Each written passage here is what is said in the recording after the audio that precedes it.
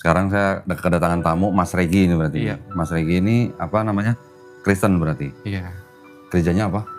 Saya sih di GKI ya. GKI. Iya. Oh, GKI. Protestan tapi liturginya mirip Katolik gitu ya? Iya, Oh, ya oke. termasuk apa istilahnya harus utama ya. Arus utama. Ya apa namanya mat Lutheran lah ya. Oh ya, kalau ini mungkin Lutheran ya. Terus apa yang bisa saya bantu di sini? Sebenarnya sih mungkin ya seperti yang tadi kita udah prolog ya mungkin tadi sebelum di rolling. Saya sudah sebenarnya kalau dihitung sekarang mungkin lebih dari 1 tahun lah saya belajar tentang, bukan belajar tentang Islam ya, tapi mungkin belajar sebenarnya ingin tahu sih gitu apa namanya, sebenarnya kita untuk mengarah ke Tuhan itu seperti apa sih? Assalamualaikum warahmatullahi wabarakatuh. Alhamdulillah kita berjumpa kembali di dalam diskusi lintas agama yang membuka cakrawala berpikir kita untuk dapat menemukan kebenaran yang sesungguhnya akan pengabdian kita kepada Sang Maha Pencipta Allah Subhanahu wa Ta'ala yang mengutus para nabi dan rasulnya. Diskusi ini akan disajikan oleh Don Ditan. Ayo kita simak perjalanan diskusinya bersama-sama berikut ini. Bismillahirrahmanirrahim. Nah, terus terang aja kenapa saya akhirnya belajar kembali itu salah satu motivasinya itu sebenarnya saya awalnya nonton shortnya Kododi nih. Short di mana? Ya, YouTube lah. YouTube. Kan lagi scrolling apa tiba-tiba YouTube muncul Kododi itu ngomongin apa ya? Saya agak lupa tuh.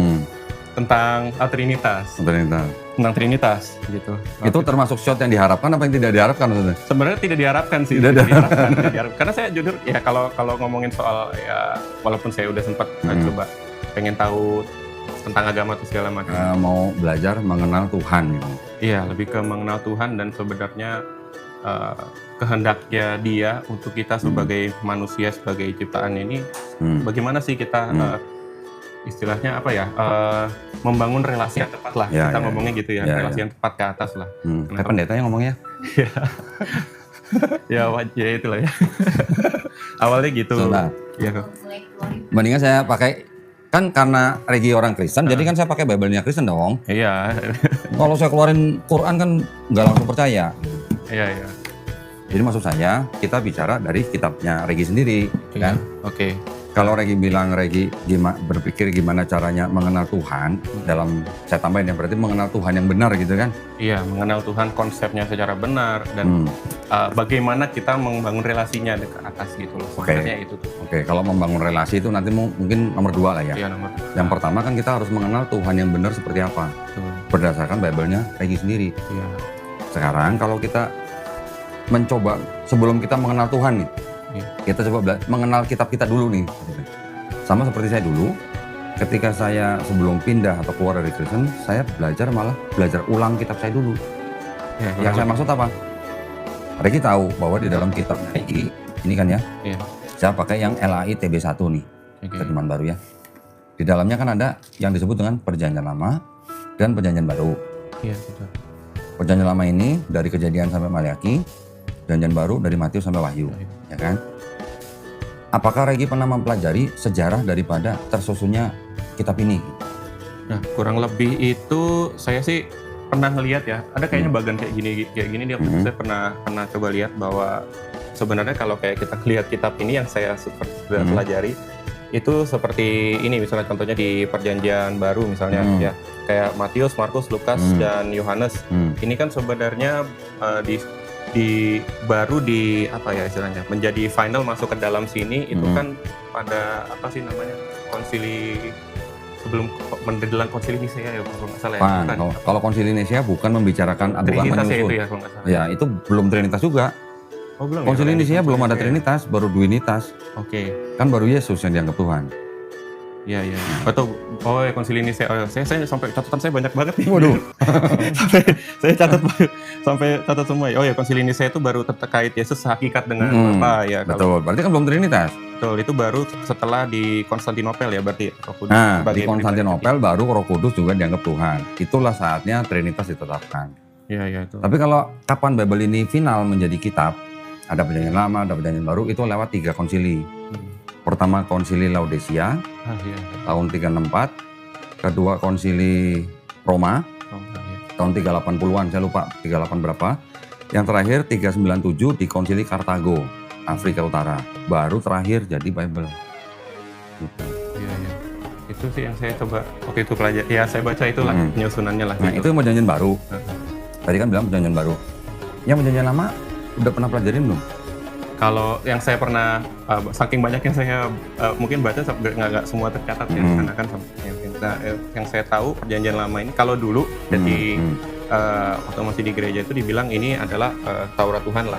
Taurat. Tapi kan memang kalau kita mengacu ke Yahudi sendiri ini nggak sepenuhnya Taurat lah ya, kita bilang apa sih diambil dari, bukan dari kitab Taurat sebenarnya kan, tapi dari apa tanah ya. Bilang gini.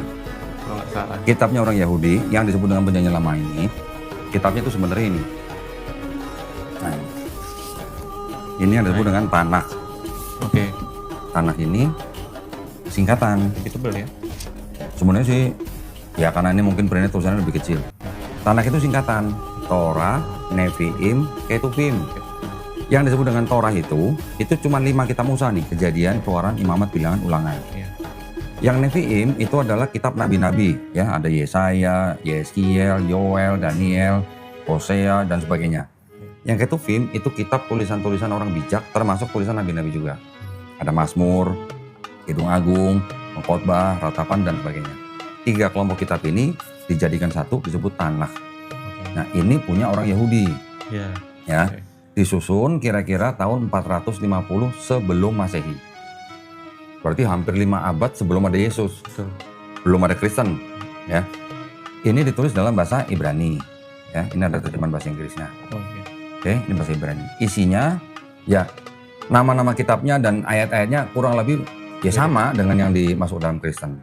Tapi di abad ketiga, nah ini, di abad ketiga kitab ini yang dalam bahasa Ibrani diterjemahkan ke dalam bahasa Yunani menjadi ini Septuaginta. Ya, ini diterjemahkan kira-kira tahun 270 sebelum Masehi. Torahnya 72 hari selesai. Ya, tadi saya bilang ini adalah terjemahan dari kitab ini.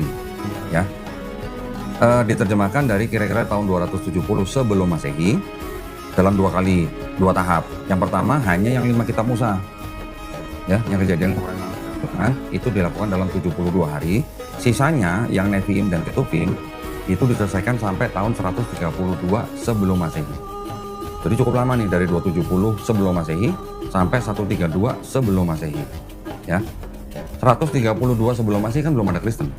Ya, Yesus pun belum lahir gitu. Nah, yang ini nih beredar terus nih sampai Yesus lahir, sampai Yesus gak ada, sampai abad kedua, ketiga, keempat. Ini terjemahannya diresensi sama orang Kristen. Kristen kan ada di abad pertama.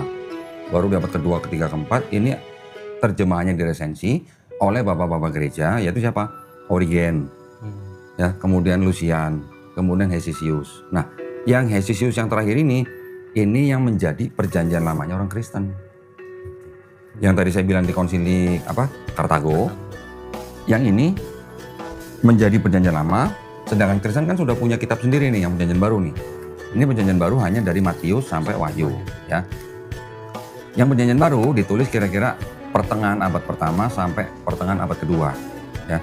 Yang ini setelah dipilih-pilih oleh Bapak Gereja juga di dalam beberapa kesempatan. Sebenarnya di Konsili Nisia 325 itu mereka sudah mulai milih, ya, mana yang dimasukkan dalam Bible. Tahun 397 yang ini jadi perjanjian lama, ini perjanjian baru dijadikan satu. Inilah kitab Kristen pertama kali. Berarti perjanjian lamanya Kristen kan berarti asalnya dari kitabnya orang Yahudi. Nah ya. Terus karena terjemahan yang di perjanjian lama itu sudah diubah-ubah, makanya yang menjadi perbedaan antara ini dan ini adalah kalau yang sudah menjadi kitab Kristen yang Septuaginta jadi perjanjian lama ini menjadi isinya seolah-olah berbicara tentang kedatangan Yesus di perjanjian baru. Tapi kalau ditanya ke Yahudi, ada nggak di sini nubuat buat Yesus? Nggak ada. Jadi ini ada beda perspektif nih, perspektif orang Kristen dan perspektifnya orang Yahudi. Ini sejarah kitabnya Kristen dan Yahudi. Ya, dari situ kita baru bisa membedakan. Ketika sudah menjadi kitabnya Kristen yang seperti Regi sekarang yang ini, ya, yang dari LAI yang udah bahasa Indonesia nih, Karena dulu ketika dijadikan pertama kali kan dalam bahasa Yunani. Kemudian diterjemahkan lagi jadi bahasa Latin, jadi bahasa Jerman, bahasa Belanda, bahasa Inggris dan sebagainya. Sampai ke Indonesia jadi bahasa Indonesia. Oke. Yang ada di sini kan kalau tadi Regi bilang mau mengenal Tuhan yang benar, berarti kan kita harus memahami apa konsep ketuhanan di dalam kitab ini gitu. Ya, Ya kan? Konsep ketuhanan. Artinya itu Tuhan itu sifatnya seperti apa. Tapi ternyata kalau kita belajar lebih mendalam, konsep ketuhanan yang ada di dalam perjanjian lama dan perjanjian baru, boleh saya katakan berbeda. Yang di perjanjian baru itu pun bisa dibagi lagi. Antara Matius sampai Yohanes dengan surat-surat Paulus. Ini pun beda. Bedanya gimana? Kita bicara perjanjian lama dulu nih. Di perjanjian lama yang disebut dengan Tuhan yang Maha Esa itu jelas ayatnya. Tuhan itu Maha Esa, Tuhan ya kan? Di mana ya? Ulangan 6. Yeskiel juga ada ya. Ya. Ini Regi boleh baca nih. Ulangan 6 ayat 4. Coba baca. Ya, dengarlah hai orang Israel, Tuhan itu Allah kita, Tuhan itu Esa. Tuhan itu Esa. Kasihilah Tuhan Allahmu dengan segenap hatimu dan dengan segenap jiwamu dan dengan segenap oh, ini diulang lagi di perjanjian baru ya. Ada Betul. juga ya? Ini nanti diulang sama Yesus di perjanjian baru di Markus 12:29. Markus sama Matius ya itu kalau nggak salah. Ini nih Markus 12:29. Diulang sama Yesus nih. Iya. Hukum yang terutama ya. Ya. Berarti kalau begini kan Yesus mengikuti apa yang dikatakan Musa. Betul. Ya. Kalau yang di Ulangan 6 ayat 4 dianggap perkataan Musa, yang ini dianggap perkataan Yesus, berarti Yesus mengikuti apa yang dikatakan Musa. Betul kan? Oke, satu, Tuhan itu Maha Esa. Yang kedua, di sini dikatakan lagi, Keluaran dulu. Keluaran 9. Ya, atau bilangan dulu deh. Bilangan 23 ayat 19. Oke. Allah bukanlah manusia sehingga ia berdusta, bukan anak manusia sehingga ia menyesal. Masakan ia berfirman dan tidak melakukannya, atau berbicara dan tidak menepatinya. Nah, jadi jelas Allah bukanlah manusia. Saya menggunakan kata Allah karena di situ Allah ya. Sebenarnya sih yang benar Tuhan sebenarnya. Tuhan bukanlah manusia. Tuhan bukanlah anak manusia. Oke. Keluaran lagi, Keluaran 9 ayat 14. Oke. Sebab sekali ini aku akan melepaskan segala tulahku terhadap engkau sendiri, terhadap pegawai-pegawaimu dan terhadap rakyatmu, dengan maksud supaya engkau mengetahui bahwa tidak ada yang seperti aku di seluruh bumi. Tidak ada yang seperti aku di seluruh bumi. Oke. Ini pada saat di Keluar. Firaun ya. Ya, keluar dari Mesir ya kan. Ini sifat-sifat Tuhan nih. Berarti Tuhan itu Maha Esa, Tuhan itu bukan manusia, bukan anak manusia. Tidak ada yang serupa dengan aku di seluruh bumi. Jelas ya. Saya bukan lagi di 1 Raja-Raja 8:27. Nah. Tapi benarkah Allah hendak diam di atas bumi? Sesungguhnya langit, bahkan langit yang mengatasi segala langit pun tidak dapat memuat engkau. Terlebih lagi rumah yang kudirikan ini. Langit yang mengatasi segala langit. Berarti langitnya satu atau banyak? Ya banyak lah. Banyak. Berarti langitnya banyak. Iya. Langit yang banyak tidak dapat memuat Tuhan. Apalagi bait suci kan? Iya. Apalagi rumahmu. Ya, berarti di sini juga berarti mengenal Tuhan itu maha besar dong. Langit mengatasi segala langit. Kita langit pertama aja nggak bisa nyentuh. Iya. Kalau nggak muat, berarti Tuhan itu maha besar kan? Saya sedikit menyinggung bandingkan dengan Islam boleh ya? Iya, apa? Kalau dibilang langit yang mengatasi segala langit tidak bisa memuat Tuhan, berarti Tuhannya maha besar. Kita di Islam juga menyebut Allahu Akbar. Allah maha besar. Di Islam kita juga mengenal ada 7 langit, Mas. Besarnya seperti apa? Langit pertama, bumi ada di langit pertama. Ada hadis yang mengatakan bahwa besarnya bumi dibandingkan dengan langit pertama itu seperti cincin dibuang di padang pasir. Seperti apa jadi? Nggak kelihatan berarti kan? Langit pertama tambah bumi dibandingkan dengan langit kedua juga sama seperti cincin dibuang di padang pasir. Berarti langit kedua juga jauh lebih besar daripada langit pertama plus bumi. Begitu seterusnya, Mas. Langit pertama, langit kedua sampai langit ketujuh. 7 langit ya. Dibandingkan dengan Sidratul Muntaha juga seperti cincin dibuang di padang pasir. Sidratul Muntaha tambah 7 langit tambah bumi dibandingkan dengan arsy-Nya Allah itu juga sama seperti cincin dibuang di padang pasir. Jadi bagaimana mungkin manusia bisa membayangkan besarnya Allah itu seperti apa gitu. Ya, makanya kita menyebutnya Allahu Akbar. Di sini juga disebutkan langit yang mengatasi langit tidak dapat memuat Tuhan. kan? Jelas. Tadi yang di Keluaran tidak ada yang serupa dengan aku di seluruh bumi. Di Quran kita ada surat Al-Ikhlas namanya. Ya, ayat pertama mengatakan Qul huwallahu ahad. Katakanlah ya Nabi Muhammad kepada mereka, Dia Allah yang Maha Esa. Okay? Allahu somad. Dia adalah tempat bergantung semua makhluk. Lam yalid walam yulad. Lam yalid walam yulad itu artinya tidak beranak dan tidak diperanakan. Kalau tidak beranak dan tidak diperanakan, berarti dia bukan manusia dan juga bukan anak manusia. Sama nggak tadi sama bilangan 23:19? Iya, sama kan? Terus kemudian yang di Keluaran tadi, ayat 4-nya bilang walam yakulahu kufuwan ahad. Tidak ada yang setara dengan dia. Tidak ada yang setara dengan dia gitu. Sama dengan Keluaran 9:14, tidak ada yang serupa dengan aku di seluruh bumi. Jadi yang saya tunjukkan tadi itu sudah matching dengan Islam. Di Islam kita juga memanut gitu ya. Saya tambahin lagi. Kalau tadi ada bilang Tuhan bukan manusia, Tuhan bukan anak manusia, di sini banyak ayatnya. Saya tambahin lagi di Ayub. Ayub 9 ayat, oh ini sama nih, Tuhan bukan manusia nih. Karena dia bukan manusia seperti aku. Ayub 9:32 ya. Kalau yang sama kita cepetin aja. Di Ayub yang 37. Nah, Ayub 37 ayat 16, coba baca. Ya, tahukah engkau tentang melayangnya awan-awan, tentang keajaiban-keajaiban dari yang Maha Tahu? Berarti Tuhan itu selain Dia Maha Esa, bukan manusia, bukan manusia, tidak ada yang setara, tidak ada yang serupa dengan Dia. Terus kemudian tadi apa? Langit tidak bisa memuat Dia. Dia juga Maha Tahu. Oke. Kita tambahin lagi di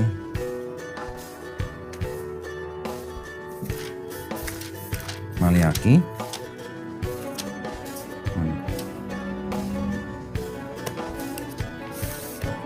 Aku Tuhan apa? Tidak berubah. Maliaki 3 ayat 6. Tidak berubah. Oke.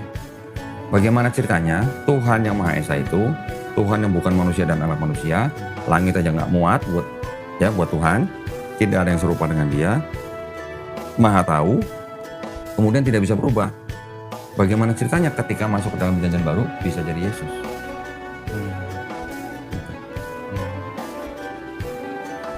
Kalau saya sih Sampai di sini kan udah beda nih. ya benar. Ya, saya pertama sih berangkat dari situ sih awalnya gitu. Saya tuh sampai ada catatan juga nih. Jadi ini saya baca lagi. Setahun itu saya bukan baca Al-Qur'annya sih, lebih ke Bible-nya. Sama saya dulu sebenarnya. Baca Bible-nya sendiri sih ya. Ya. Termasuk kurang lebih ada berapa ayat nih? Ada mungkin 90 ayat kali ya, yang bilang bahwa memang Yesus itu bukan Tuhan lah. Sebenarnya begitu ya. Nah, sebagai contohnya sendiri kan kalau kita lihat ke pernah saya nonton satu profesor saya saking banyak kan histori saya isinya gitu ya, kajian itu kan. Kalau yang sedikit menyentil saya awalnya semakin semangat belajar itu mencari tahu tuh adalah waktu saya ngeliat videonya, saya lupa, nanti kalau ketemu saya share deh. Boleh ya. Jadi tuh ada beberapa termasuk paper kan, kalau ada yang sekolah teologi atau apa kan, atau kristologi udah di mana kan, kalau mau S2 atau S3 itu harus pakai paper Iya. Saya coba baca itu paper itu. Dapat dari mana tuh tesisnya? Kan itu dipublish. Oh, di akademi ya? Iya, di Akademia Edu, di mana itu saya coba baca. Jadi kan kalau di kepercayaan Kristen itu dibilang Yesus adalah Son of God gitu ya. Son of God. Tapi kalau kita merujuk ke di sini Perjanjian Lama itu sebenarnya banyak bicara soal Son of God ya, karena kalau secara Yahudi Son of God itu kan sebenarnya expression dari Son of God itu bermakna servant of God sebenarnya kan. Servant of God bisa, bangsa yang terpilih bisa, orang soleh bisa. Iya, itu makanya saya begitu melihat itu. Itu adalah terminologinya orang Yahudi. Itu diteruskan oleh Kristen, tapi khusus untuk Yesus, anak Allah itu dianggap sama dengan Allah. Itu bedanya. Padahal di Perjanjian Baru, malah Paulus yang ngomong malah. Kita manusia biasa yang mengikuti ketetapan Bapa, kita juga disebut anak-anak Allah gitu kan. Iya, betul. Tapi khusus untuk Yesus, dia dianggap sebagai Tuhan. Iya.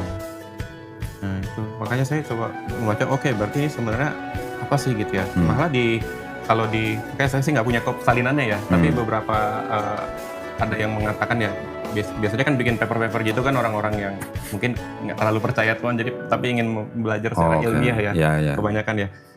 Saya nggak tahu nih, mungkin Pak Dondi punya insight ya. Yang saya tahu sih kalau di dalam bahasa Greek ya, kebanyakan sih kalau yang di sini bilang son itu kan dia pakai bahasa ini, saya catat nih, pias atau paida gitu ya. Artinya tuh servant gitu. Tapi atau son in the sense of servant itu yang saya dapat ya. Makanya ketika direferensikan ke Yesus gitu ya, son-nya itu kebanyakan kata-kata di Greek Roman itu. Ya. Bahkan kalau kita cek satu-satu di dalam seluruh perjanjian baru khususnya 4 gospel, Yesus sendiri itu lebih banyak ngomong dia anak manusia, bukan anak Allah. Karena sebutan anak Allah itu memang ya bisa diartikan apa ya? Jabatan atau gelar yang berat gitu. Karena bisa untuk suatu bangsa terpilih loh. Bangsa Israel pun bisa disebut sebagai anak Allah. Ya. Adam sendiri juga disebut anak Allah. Efraim malah sebut putra sulung malah. Efraim. Ya kan? Terus di di perjanjian baru juga ada beberapa sebutan anak Allah. Jadi artinya sebenarnya anak Allah itu tidak harus Allah itu sendiri. Tapi kenapa ceritanya kok Yesus yang disebut anak Allah, dia sendiri yang disebut dia Allah? Mungkin kalau pendeta jawab, karena apa? Karena Yesus itu adalah firman yang menjadi manusia. Firman itu asalnya berasal dari Allah, dari Bapa. Karena berasal dari Bapa, dia menjadi manusia, makanya dia disebut Tuhan. Tapi kata Tuhan yang dipakai di perjanjian baru untuk Yesus, semuanya menggunakan kata kurios. Bukan theos. Bukan theos. Bapa pakai theos, Yesus pakai kurios. Kurios itu kalau diterjemahkan dalam bahasa Inggris, Lord. Ya. Kata Lord itu memang bisa ditujukan kepada manusia, bisa ditujukan kepada Tuhan. Tapi kan tergantung konteks orang ngomongnya bagaimana. Kalau Regi pemilik banyak tanah, saya di Inggris saya akan sebutnya Lord Regi. Landlord ya. Landlord atau Lord Regi. Tapi kalau saya nyebut Tuhan, Lord God. Itu kalau saya nyebut raja, Lord King. Jadi Lord ini memang bisa untuk manusia, bisa untuk Tuhan, tergantung konteksnya ketika ngomong sama siapa gitu. Di Jawa ada kata yang sama dengan Lord, tahu nggak? Kata apa? Gusti. Oh iya Gusti. Oh kayaknya orang Jawa kata Gusti Allah. Ya, ngomong ke raja ya Gusti Raja, ngomong ke anak raja ya Gusti Pangeran. Tapi kalau nyebut Tuhan yang Maha Esa, Gusti Allah. Ya. Tapi kata kurios yang ada di dalam perjanjian baru yang di 4 gospel oleh LAI diterjemahkannya menjadi Tuhan. Tapi kalau kurios buat orang lain selain Yesus diterjemahkan menjadi Tuhan. Itu bedanya. Iya. Ya. Iya. Jadi, nah, kalau kita ngelihat dari konsep ketuhanannya tadi, yang di perjanjian lama dan di perjanjian baru, ini kan sudah beda. Betul kan? Tadi saya bilang Tuhan bukan manusia, Tuhan Esa, Tuhan tidak ada yang setara, Tuhan tidak bisa muat di segala langit, Tuhan tidak berubah. Bagaimana ceritanya tiba-tiba bisa jadi Yesus? Itu. Iya. Ini udah kontradiksi yang sangat besar nih. Ya, karena sifat-sifat Tuhan di perjanjian lama banyak. Tapi kok tiba-tiba Yesus dituhankan padahal, nah gini. Padahal di seluruh 4 gospel, Matius, Markus, Lukas, Yohanes, Yesus kan nggak pernah mengaku dia Tuhan. Dia malah ketika diuji sama iblis, Matius 4, dia malah bilang sama iblis, "Enyahlah iblis, kamu harus menyembah Tuhan Allahmu." Harus, nggak tepat sih katanya, harusnya Allah Tuhanmu. Ya, Yesus nyuruh iblis nyembah Bapa. Kenapa kalau Yesus Tuhan dia nggak nyuruh iblis nyembah dia? Ya kan? Itu Matius 4 ayat 10. Matius 13 ayat 57 ngomongnya gimana? Nih, coba tolong baca. Ini kan perikopnya Yesus ditolak di Nazaret. Yesus ngomongnya begini nih. Oh iya nih, saya pernah baca. Lalu mereka kecewa dan menolak dia. Maka Yesus berkata kepada mereka, seorang nabi dihormati di mana-mana, kecuali di tempat asalnya sendiri dan di rumahnya. Ya, kalau Yesus ngomong begitu, ini lagi ngomongin siapa? Iya, sih ngomongin dirinya sendiri. Nah, itu ngomongin kan diri sendiri. waktu dia kembali ke kampung halamannya di Nazaret ya, ingin berdakwah ya, tapi kan tidak. Kalau dia ngomongin diri sendiri, berarti Yesus di situ ngakunya nabi atau Tuhan? Maka kalau di Nabi kan? perikop ini ya, itu Ya, nabi. Nabi. Ini Yesus yang ngaku dirinya sebagai nabi. Orang lain, orang banyak malah nyebut Yesus apa? Matius 21:11. Iya. Dan orang banyak itu menyaut inilah Nabi Yesus dari Nabi Nazaret. Yesus. Iya. Nabi Yesus ya, bukan Tuhan Yesus ya. Mas lagi ngopi? Ya. Ngopi ya? Wah, boleh nih. Mana? Tok? Melisa mana, Tok? Kalau ditawarin boleh. Melisa mana? Oh alah, bisa tolong bikin kopi. Saya ngopi sendiri nggak enak. Oh, Ntar takutnya ngiler lagi reginya. iya nih. Iya, Takutnya agak panjang kalau. Ini bisa 5 jam kayaknya nih. Aduh. Ya, sampai di sini Iya. Sepaham sama saya? Iya. Karena saya pakai ayat loh, saya Iya. nggak pakai asumsi loh. 5 jam izin duluan ya. Pulang duluan ya. Tapi aku sampai sana aja. Insya Allah. Jangan nitip saya, nitipnya ke Allah. Ya itu. Ya sebenarnya sih kalau saya sih menggambarkan awalnya tuh saya coba menggambarkan tuh kayak sebuah apa ya, mungkin kalau kita diagram Venn ya, waktu saya coba mengenal tentang ini. Seperti contoh kayak kan kadang-kadang kalau di kantor ya ada acara apa sih, kalau lagi ada siang-siangnya kadang-kadang kan ada ustadz diundang apa gitu. Saya mendengar beberapa kajian-kajian. Oh, dengerin kajian Ustadz? Iya, dengerin. Oh, Saya dengerin dulu. Dari dulu juga kalau ada acara apa saya ikut-ikut aja gitu. Oke. Karena saya senang membuka diri sama sesuatu Oke. gitu Terus? ya. Dan kok saya lihat begitu saya mencoba menggambar lah. Gambarnya nggak saya bawa, lupa. Oke. Seperti diagram Venn gini. Jadi kalau saya mencoba menghapus kisah-kisah lah, tapi kita bicara perkataan-perkataan Yesus misalnya. Saya cuma hanya mengutip perkataannya gitu. Dan apa yang selama ini saya dengar di kajian-kajian, termasuk saya juga kan follow IG-nya Ustadz Dery Sulaiman, ya, Ustadz Adi Hidayat, Ustadz Khalid Basalama, itu saya udah follow lama malah. Widih. Jadi kok pesannya sebenarnya sama, hanya perspektif berbeda dengan makna yang sama gitu ya. Salah satu yang menarik itu contoh terkait ini nih, satu yang membuat saya semakin menarik ya. Kan kalau di dalam gereja itu kan kita diajarkan bahwa dengan percaya Yesus kita kan diampuni dosanya, Diselamatkan. ya diselamatkan Ya, gitu. ya. Pokoknya percaya kita pasti selamat gitu. Ya. Nah sementara yang pernah saya baca Yang hitam atau yang yang hitam aja. Yang hitam.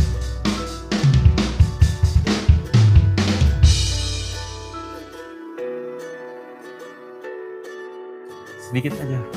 Makasih ya Pak. Nah, jadi yang ini yang sering kadang-kadang disalah persepsikan mungkin teman-teman yang Muslim ya. Saya lihat kadang-kadang kalau mau suka bercanda lah, kita kan suka bercanda kadang-kadang. Tuh di Matius saja bilang bukan setiap orang yang berseru kepadaku tuh Tuhan Tuhan. Yang Matius 7, 21 sampai 23. Sampai 23 kan banyak gitu. Tuhan Tuhan tuh. Berarti kalau berseru Tuhan Tuhan kalau jadi Kristen nggak selamat katanya gitu. Ya padahal kan konteksnya sebenarnya itu kalau saya menarik di perikopnya Nabi itu palsu. ya satu, dan kemudian yang dibilang sama Yesus di sini adalah bukan cuma sekedar berseru atau menganggap ya Tuhan Tuhan maupun berseru kepada Dia atau berseru ke Bapa melalui Yesus ya. Tapi yang melakukan kehendak Bapakku yang di sorga. Nah, pertanyaan besarnya kan jadi gini, kehendak Bapa itu seperti apa? ya itulah ya, Itu. makanya kan waktu saya bilang bagaimana sih yang Bapa mau kita sebagai anak-anaknya, kan itu yang awalnya. Oke, sekarang saya bisa jawab gini. Kan tadi bilang, bukan setiap orang yang berkata Tuhan, Tuhan, atau yang bernubuat, atau yang membuat mukjizat, atau yang mengusir setan. Kata Yesus kan, menyala kamu, hai pembuat kejahatan. Tapi kan tadi kan saya bilang juga ada kalimat, tetapi mereka yang melakukan kehendak Bapa. Betul. Oke, sekarang kehendak Bapa apa? Sekarang Yesus, ini adalah tokoh sentral di dalam agama Kristen. Iya. Betul kan? Kalau tokoh sentral di dalam agama Kristen, terlepas dia Tuhan atau bukan, harusnya orang Kristen mengikuti Yesus enggak? Iya, harusnya. Harusnya. Kristen sholatnya sujud. Kristen apa? Yesus. Ya. Yesus sujud sholatnya. Kristen gimana? Ya, ada sih yang sujud ya. Ada yang sujud tapi sedikit lah. Ortodoks mungkin ya. Ya, sebagian kecil lah. Mereka juga sholat malah 7 kali sehari. GKI gimana? Ya, kayak Katolik lah ya. Kayak Katolik. Ya. Sujud nggak? Enggak sih. Yesus disunat. GKI sunat nggak? Enggak wajib. Nggak wajib. Yesus puasa. GKI puasa nggak? Enggak wajib juga. Nggak wajib juga. Yesus makan babi nggak kira-kira kalau menurut Regi? Enggak, kan itu Yahudi nggak boleh kan. Nah, karena di Matius 5:17 Yesus bilang apa? Jangan kamu menyangka aku datang untuk meniadakan hukum Taurat kan? Iya betul. Nah itu yang saya Nih. catat juga. Karena di sini jelas banget, jangan kamu menyangka bahwa aku datang untuk meniadakan hukum Taurat. Betul. Aku datang bukan untuk meniadakan hukum Taurat, tapi untuk menggenapinya. Selama langit dan bumi belum lenyap, satu iota itu huruf terkecil dalam bahasa Ibrani, tidak akan dihilangkan dari hukum Taurat. Kalau Yesus ikut hukum Taurat, berarti Yesus makan babi nggak? Enggak, pastinya. GKI makan babi nggak? Wah pasti masih lah. Oh, masih. Enak sih ya. Enak sih, kan pernah makan juga ya. Oh, saya lebih lama makan babi kali daripada Regi. Iya. Oke ya. Terlepas daripada siapa yang disalib, Yesus diceritakan Yesus ketika jenazah diturunin dikafanin. GKI dikafanin apa dipetiin? Wah, dipakai jas lah ya. Oh iya pakai jas baju pengantin, Iya. masuk peti. Kenapa nggak dikafanin seperti Yesus? Udah nggak zaman bilangnya entar. Ya kan karena gereja terpengaruh banyak budaya barat kan. Ya. Budaya. Oke, jadi ini yang dilakukan Yesus di dalam Bible. Kenapa nggak diikutin gitu maksud saya? Tahu akikah nggak kalau di Islam? Akikah. Tahu akikah kan? Tahu nggak akikah? Akikah tuh apa ya? Mengorbankan dua sepasang hewan lah, dua hewan. Oh. Laki-laki mengorbankan dua domba lah. Kalau perempuan satu ya. Nah, Yesus akikah nggak? Kalau nggak salah ada. Saya belum pernah baca ya. Ada akikah nih. Kalau yang itu saya jujur belum pernah baca di situ. Ada nih. Di Lukas pasal 2. Yesus disunat, diserahkan kepada Tuhan kan? Oke, ya. Dan ketika genap 8 hari dia disunat. Dan ketika genap ketahiran, menurut hukum Taurat Musa, mereka membawa dia ke Yerusalem untuk menyerahkannya kepada Tuhan. Seperti ada tertulis dalam hukum Tuhan, semua anak laki-laki sulung harus dikuduskan bagi Allah dan untuk mempersembahkan korban. Menurut apa yang difirmankan dalam hukum Tuhan, yaitu sepasang burung terukur dan 2 ekor anak burung merpati. Ini yang disebut akikah. Oh ya, saya lupa pernah. Ini udah lama sekali saya nggak baca yang ini sih. Ya. Berarti Yesus akikah. Kita orang Islam akikah loh. Ya, kita orang Islam kalau mati di kafanin. Kita orang Islam nggak makan babi. Kita orang Islam sholatnya sujud. Kita orang Islam puasa. Kita orang Islam laki-laki disunat. Jadi yang ngikutin Yesus sebenarnya orang Islam atau Kristen?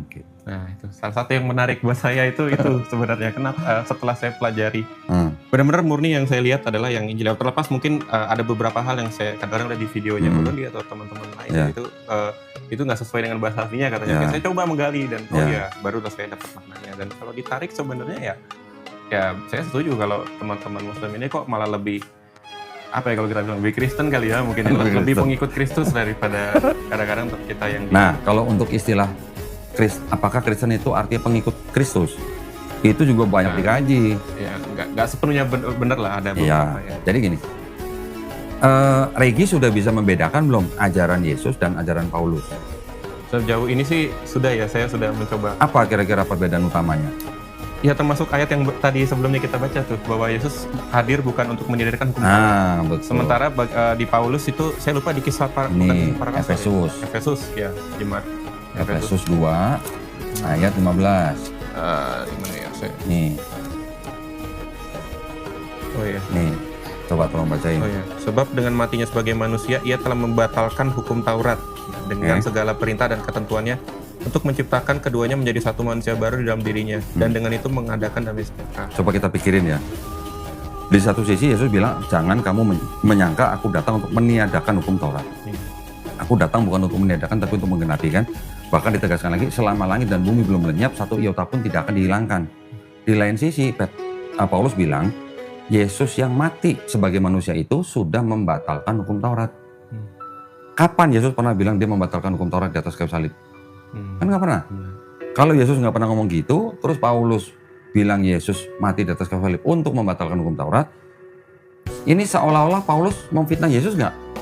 Seolah-olah. Ya bisa jadi dia ya itu mungkin bukan berfitnah kali ya, tapi lebih ke menggunakan pikiran pemahamannya dia dalam tulisannya sih. Oke, berarti kalau begitu boleh nggak saya katakan Paulus mempunyai gagasan baru?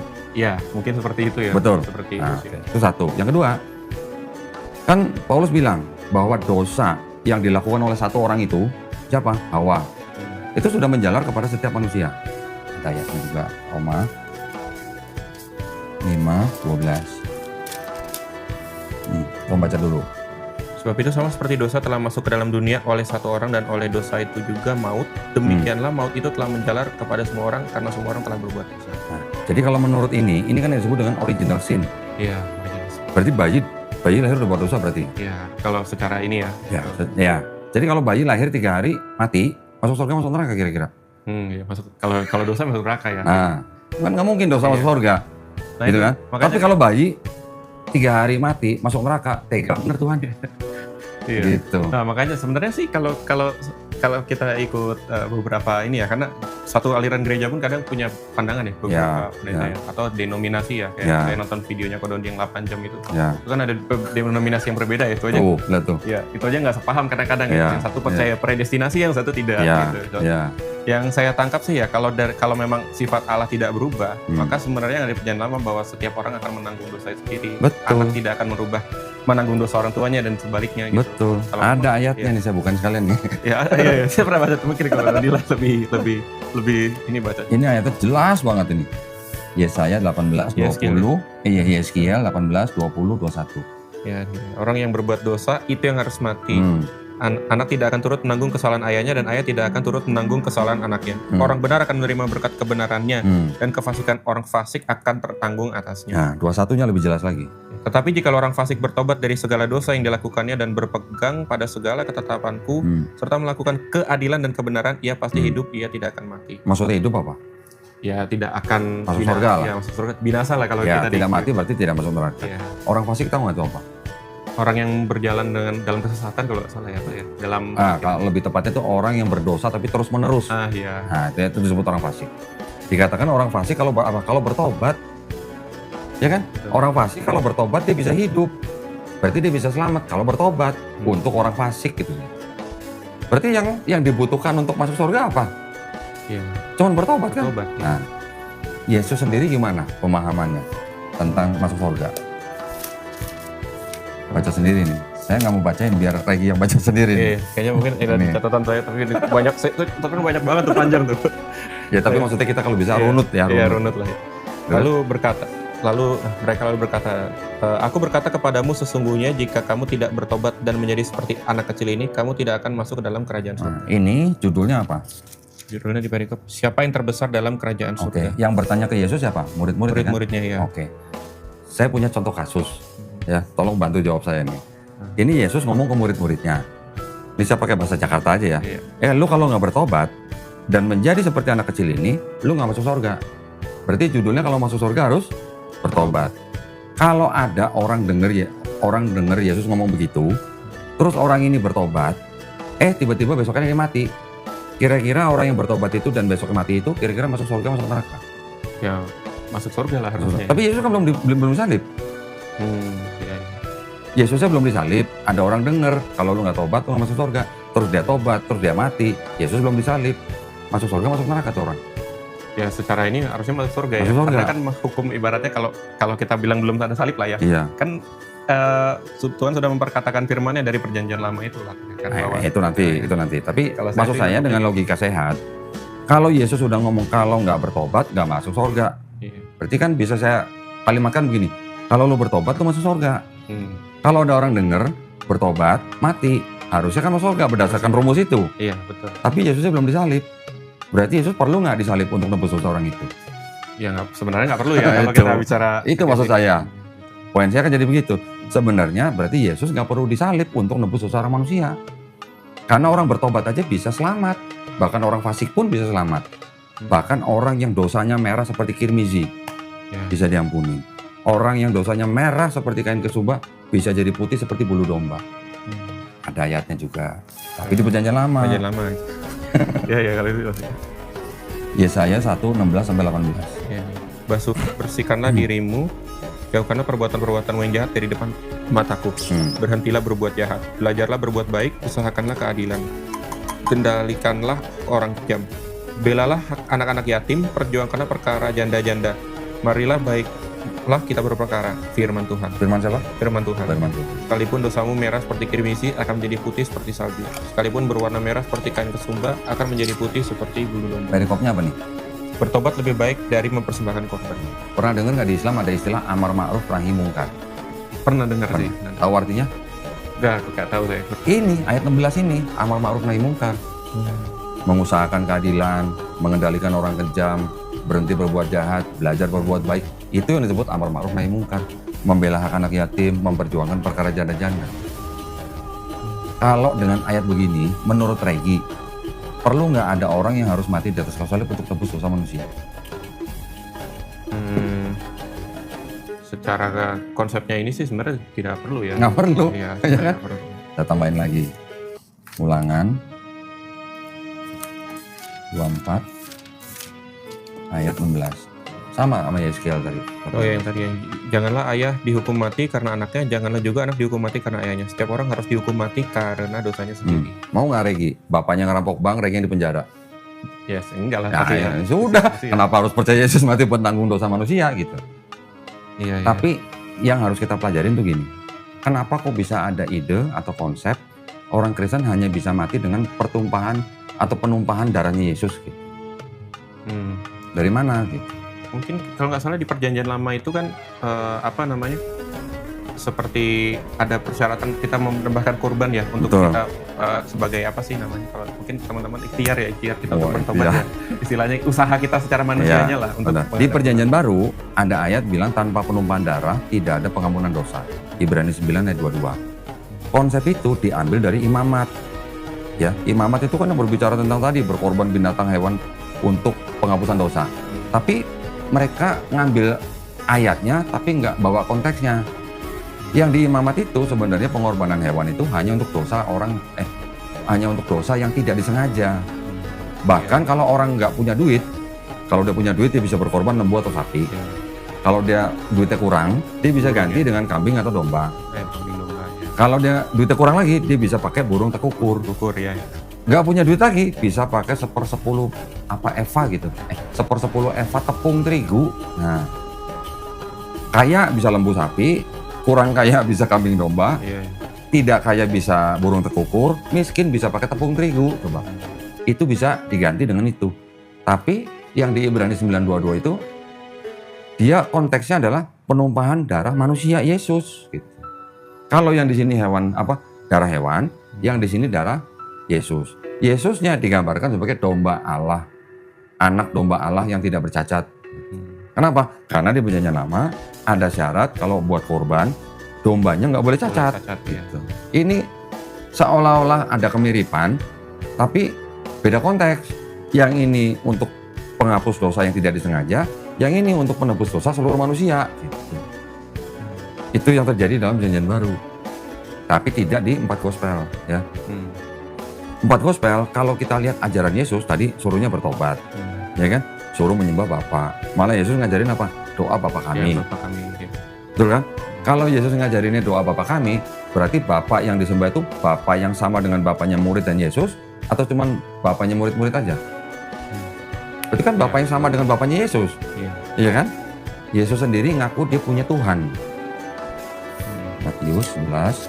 Oh, yang ada yang Tuhanku dan Tuhanmu itu ya. Nah, itu Yohanes 20 Yohanes 20. ayat 17. Ini Yohanes 11 ayat 25. 25. Pada waktu itu berkatalah Yesus, aku bersyukur kepadamu Bapa, Tuhan langit dan bumi, karena semuanya itu engkau sembunyikan bagi orang bijak dan orang pandai, tetapi engkau nyatakan kepada orang kecil. Di sini Yesus menyebut Bapa juga sebagai Tuhan loh. Ya kan? Kalau Yesus juga disebut sebagai Tuhan, ada berapa Tuhan? Apakah Yesus yang disebut Tuhan ini Tuhan yang menciptakan langit dan bumi? Kan nggak ada ayatnya. Di sini Yesus bilang Bapa Tuhan pencipta loh. Kalau yang tadi bilang ada Allahku dan Allahmu itu dari Yohanes. Yohanes 20 ayat 17.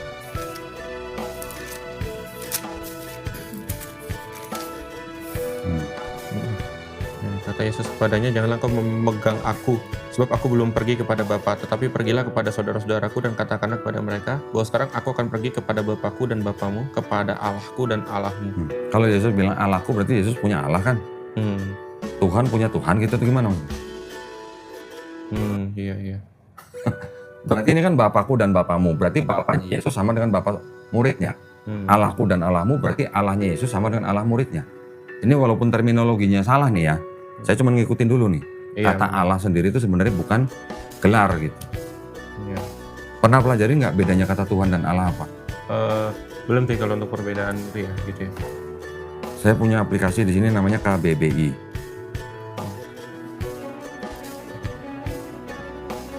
Nah, saya ketik Tuhan nih. Artinya apa? Tuhan. Sesuatu yang diyakini, dipuja dan disembah oleh manusia sebagai yang maha kuasa, maha perkasa dan sebagainya. Jadi ini gelar ya? Iya. Gelar atau title gitu. Itu. Saya ganti jadi kata Allah. Artinya apa? Nama Tuhan dalam bahasa Arab, pencipta alam semesta yang maha sempurna, Tuhan yang maha esa disembah oleh orang yang beriman. Nama Tuhan. Tadi kalau Tuhan itu adalah sesembahan yang disembah, yang dipuja, diyakini. Allah itu adalah nama Tuhan. Jadi Tuhan punya nama. Tapi ini dalam bahasa Arab. Berarti Allah itu adalah sebenarnya nama. Ya, kalau yang mungkin kalau yang disama dengan Yahudi apa YHWH gitu ya. Nah, Seperti itu ya. saya punya buku nih. Ini sebentar. Bukunya tipis. Harganya aja pedes. Iya. Ini namanya Torah Original Commentary in Arabic by Rabbi Saadia Gaon. Ini rabi yang terkenal loh. Rabi yang ngetop lah pokoknya. Keluaran. Tadi soalnya kan sebut Yahweh kan. Iya. Buka Keluaran 3. Keluaran 3. Keluaran 3. Keluaran 3. Ayat 15. Ayat 15. Nih ya. Selanjutnya berfirmanlah Allah kepada Musa, beginilah kau katakan kepada orang Israel. Tuhan Allah nenek moyang, Allah Abraham, Allah Ishak dan Allah Yakub telah mengutus aku kepadamu. Itulah namaku untuk selama-lamanya dan itulah sebutanku turun-temurun. Di sini ada kata yang apa namanya? Ayat 5 sebentar. Oh bukan, sorry, 15. Ini 15. Oh ya, selanjutnya. Ini ada kata yang pakai huruf besar semua nih. Iya. Tuhan. Ya kan, ini diterjemahkan dari kata Yod-Heh-Vav-He. Oke. Ya tadi kan nyebut Yod-Heh-Vav-He ini. Kata Tuhan yang huruf besar semua ini diterjemahkan dari kata Yod-Heh-Vav-He. Oke. Di sini ada kata apa nih? Belum bisa baca. Ya. Pernah lihat tulisan Allah dalam bahasa Arab? Oh iya. Ini. Atau Ika kan biasa ngeliat. Ini apa bacanya? Allah. Ya. Iya. Jadi kata Yod-Heh-Vav-He yang di sini, ketika diterjemahkan ke dalam bahasa Arab oleh Rabbi Saadia Gaon ini menjadi kata Allah. Nah, berarti Rabbi Saadia Gaon menganggap sama Yod-Heh-Vav-He dan Allah dalam bahasa Arab. Nah, nama loh, ini kan nama. Iya. Allah juga nama. Gitu. Tapi kalau di Bible-nya Kristen, kata Allah bukan nama, jadi gelar. Ya kan? Karena ada ayat begini, jangan ada Allah lain di hadapanku. Pernah dengar? Iya. Ya kan? Di Keluaran. Itu termasuk juga yang ada di 10 perintah Ya, juga ya. ya, nih. Jangan ada padamu Allah lain di hadapanku. Allah lain. Ya walaupun di sini A-nya kecil, tapi kan tetap sama. A-L-L-A, huruf Arab, huruf Ibrani, huruf Yunani kan nggak ada huruf besar, huruf kecil. Iya. Gitu kan? Jadi kata Allah di sini ini sebagai gelar atau sebagai jabatan, sama seperti kata Tuhan. Tapi kalau dalam Yunani, Yahudi dan juga Islam, kata Allah itu adalah nama daripada Tuhan yang Maha Esa itu. Bedanya di situ. Oke. Kita lanjut lagi nih. Kita kan udah bahas tadi membahas tentang konsep keselamatan. Yesus kan turut bertobat tadi kan. Terus tadi ada setelah itu tadi Yesaya udah kan. Ingat nggak? Tadi di Yesaya kan walaupun dosa mau merah seperti kirmisi akan menjadi putih seperti salju. Saya tanya, berarti kalau gitu kan tidak perlu ada orang harus mati di atas kayu salib untuk nebus dosa manusia kan? Pernah baca kisah Nabi Yunus kan? Ya, yang di ikan besar itu ya. Ya, dimakan ikan. Setelah dimakan ikan, 3 hari kemudian dimuntahkan masih hidup kan? Ya. Kemudian dia baru ke bangsa Niniwe kan? Karena dia memang diutus ke bangsa Niniwe. Iya. Ketika ke bangsa Niniwe, baru dia memperingatkan bangsa Niniwe. Untuk apa? Bertobat. Bertobat. Diampunin nggak? Iya. Diampunin. Diampunin. Iya. Tadinya mau dikasih malapetaka, nggak jadi. Karena apa? Karena bertobat. Ayatnya ada di sini. Jadi artinya di Perjanjian Lama tidak ada konsep ada dosa yang bisa ditanggung oleh orang lain. Yunus 3. Akhirnya orang Niniwe setelah diperingatkan baru dia bertobat nih. Ya, mereka bilang siapa tahu mungkin Allah berbalik dan menyesal setelah berpaling dari mukanya menyala-nyala sehingga kita tidak binasa. Ayat 10-nya, ketika Allah melihat perbuatan mereka itu, yakni bagaimana mereka berbalik dari tingkah lakunya yang jahat, maka menyesalah Allah karena malapetaka yang telah dirancangkan terhadap mereka dan ia pun tidak jadi melakukan. Berarti bangsa Niniwe kan diampunin. Tidak ada orang yang harus mati di atas kayu salib buat nebus dosanya bangsa Niniwe. Kembali lagi pertanyaan, dari mana ajaran bahwa Yesus itu harus mati di atas kayu salib untuk menebus dosa manusia? Apakah itu ajaran Yesus? Kan bukan. Tadi saya belum sempat nanya. Tadi kan ketika yang di Roma 5:12 yang disebut dengan dosa waris itu kan Paulus. Roma itu kan dianggap tulisan Paulus. Yesus pernah nggak ngajarin ada dosa waris? Nah, sepengetahuan saya ya, itu belum pernah. Saya belum pernah menemukan ya. Berarti ajaran Yesus dengan ajaran Paulus kan nggak sama. Betul nggak? Sedangkan Yesus sendiri di Matius 16. Sambil ngopi kan ya. Ayo dong minum loh. Matius 16. ayat 6. Matius 16 ayat 6. Oke. Yesus berkata kepada mereka, berjaga-jagalah dan waspada terhadap ragi orang Farisi dan Saduki. Ini ya? Ya, Yesus bilang apa? Berjaga-jagalah Dan waspadalah. dan waspadalah. Waspada itu berarti apa? Iya. Hati-hati loh Iya. sama orang Farisi kan. Paulus orang apa? Oh, dia orang Farisi. Dan sebelum Paulus kan dia namanya adalah Saulus ya? Saulus. Dia berpaham Farisi. Jadi Yesus sudah wanti-wanti, hati-hati loh sama orang Farisi. 3 pasal 5 dan 6. Filipi 3, 5 dan 6. Disunat pada hari ke-8 dari bangsa Israel dari suku Benyamin, orang Ibrani asli, tentang pendirian terhadap hukum Taurat, aku orang Farisi. Ini perkataan siapa? Paulus ya. Paulus. Tentang kegiatanku penganiayaan jemaat, tentang kebenaran dalam mentaati hukum Taurat, aku tidak bercacat. Jadi Yesus sudah bilang hati-hati loh sama orang Farisi. Paulus orang Farisi. Yesus nggak pernah ngajarin dosa waris, Paulus ngajarin dosa waris. Yesus bilang nggak pernah membatalkan hukum Taurat, Paulus bilang Yesus yang membatalkan hukum Taurat dengan mati di atas kayu salib. Gimana dong? Ya itu tuh di situ yang ya itulah dia yang akhirnya saya lebih tertarik untuk coba pendalami lagi Ya, lah. jadi yang satunya lah. yang dari kita bicarakan itu artinya gini, saya ingin mengajak Regi untuk bisa membedakan di dalam Bible Kristen sendiri antara Perjanjian Lama, 4 Gospel dan surat-surat Paulus. Ini 4 Gospel nih, ini surat-surat Paulus nih, dan Rasul yang lain lah. Ya, tapi kan sepaham lah.